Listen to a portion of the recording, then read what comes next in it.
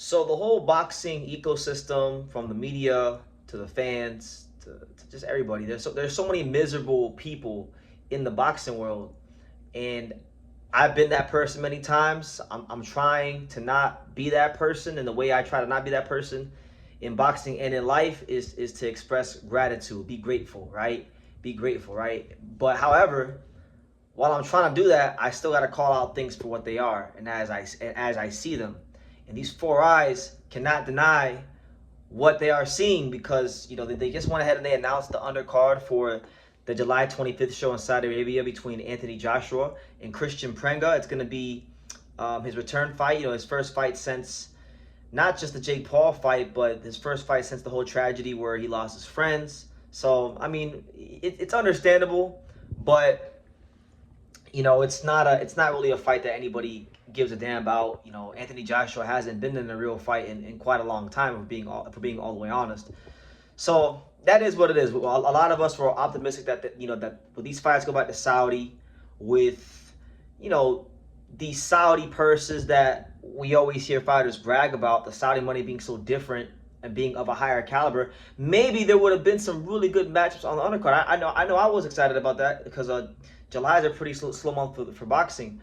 But not only is this card full of cannon fodder, mech, and just a bunch of trash ass fights, but guys, I'm not exaggerating. This might be the worst card when you consider the resources that Saudi Arabia and Turkey Al Sheikh have.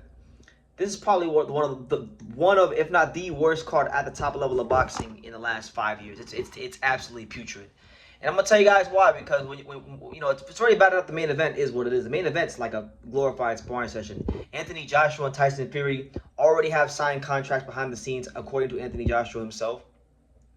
That's why they're angling for next.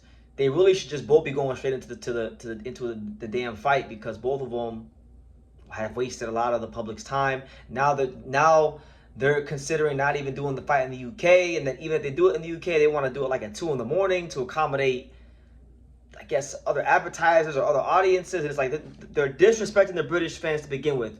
They're disrespecting the boxing fans with this fight, right? So that's already bad enough on its own, just talking from the main event. But then you get to the undercard and things get just terrible. So I'm going to camp out here for a second.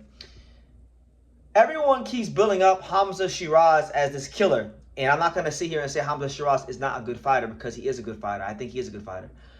But I really think Ring Magazine, like I'm starting to notice the trend in boxing with Ring Magazine ambassadors.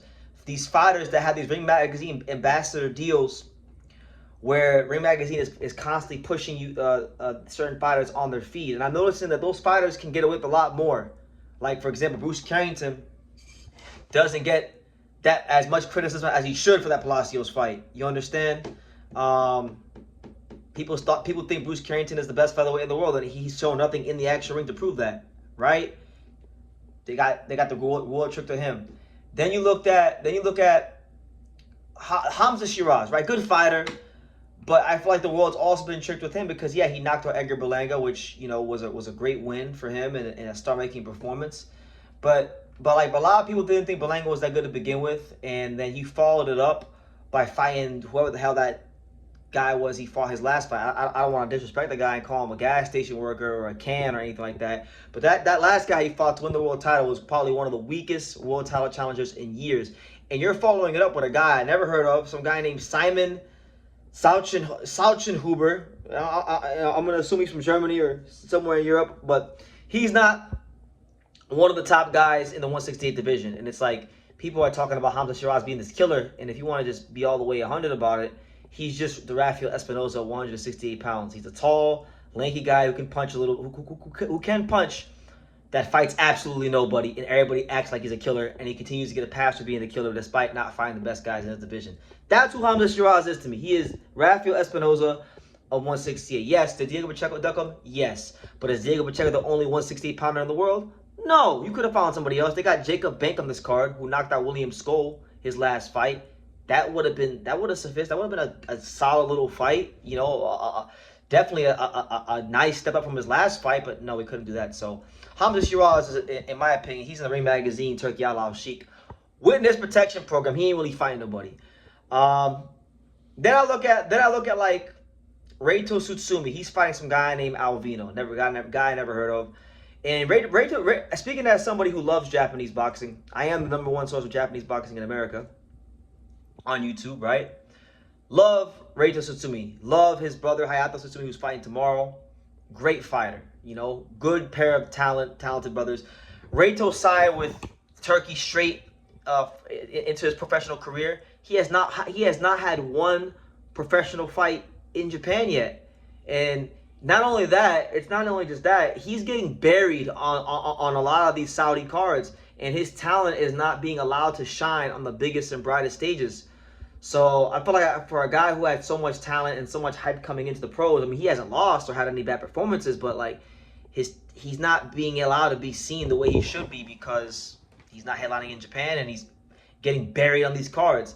And then it's like they keep trying to shove certain fighters from Saudi and the Middle East that are just not up to par. Like I don't, I could care less if they're from Saudi or wherever, Timbuktu, but like Muhammad Al-Akal and Zia Al-Maouf, these guys are not that good. They're not that good, or they shouldn't be constantly getting shoved down the public's throats. And that's my opinion. They're not really doing their thing like that. I'm sure they're nice people. I'm sure they train hard. I'm not gonna respect their grind, but like, all I'm saying is, you got Nishat Dev on the card, which is cool. I mean, I don't know much about the guy he's fighting, but like, Nishat Dev's a guy that's gonna be entitled to attention soon. So I like him, but really, I want to focus on Sheeraz and Reito Tsutsumi. Sheeraz is in witness protection. He's not fighting a soul, all right? He's not fighting a soul, and then everybody's bigging him up as this killer.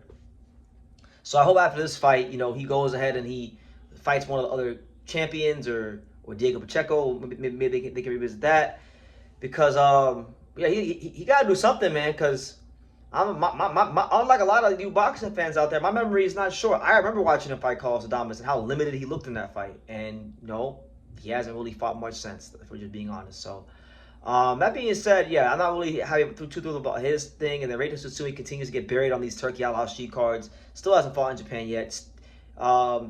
Very, very talented fighter. Not going to really get the shine he deserves on these kind of cards. And I really hope that Turkey Al-Sheikh or whoever runs his career allows him to fight in Japan. He deserves to fight in Japan. He's one of the brightest talents in Japanese boxing, but he hasn't fought in Japan yet. So it's like, what are we doing? Only decent fight on the card I can say is Josh Kelly versus Kyle-Me Agjarko. I like that fight. You got the Ireland versus the UK. It's just unfortunate it's not in the Ireland or the UK because boxing's missing out on a great atmosphere. So that's another fight that the British market is losing out on. Kelly versus Agjarko and the Irish market as well. But nonetheless, it's a good fight.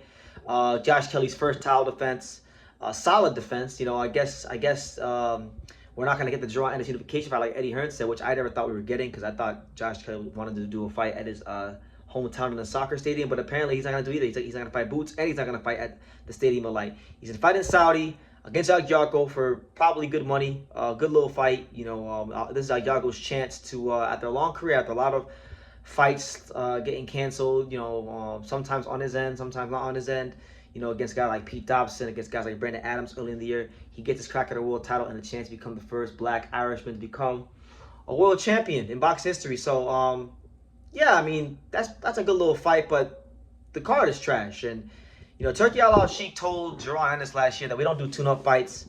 We don't do mismatches, and all I see on this card are tune-up fights and mismatches and cannon fodder. So Turkey was lying.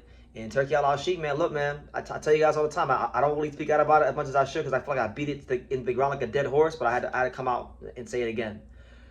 At least you get in the fights. At least you get in the fights. At least you get in the fights. Like, y'all keep saying at least get in the fights. Which fights are on this entire card from the main event to the prelims? Which fights? Name me one fight that we asked for on this card. Only good fight is Kelly versus Agjarko. Everything else is sorry. So maybe it'll exceed expectations, but it's like a sports washing card. It's like a straight up sports washing card. A lot of money laundering going on this card. So yeah, I had to come out here and just give my little thoughts on that. Hamzah Sheeraz, get out of witness protection, fight somebody at 168. And let free my boy Reito Tsutsumi and let him fight in Japan because this is getting ridiculous. He's getting buried on these Saudi cards. So I'll leave it at that. You guys can leave it at that in the comments down below, and I will go ahead and I'll see you in the next video.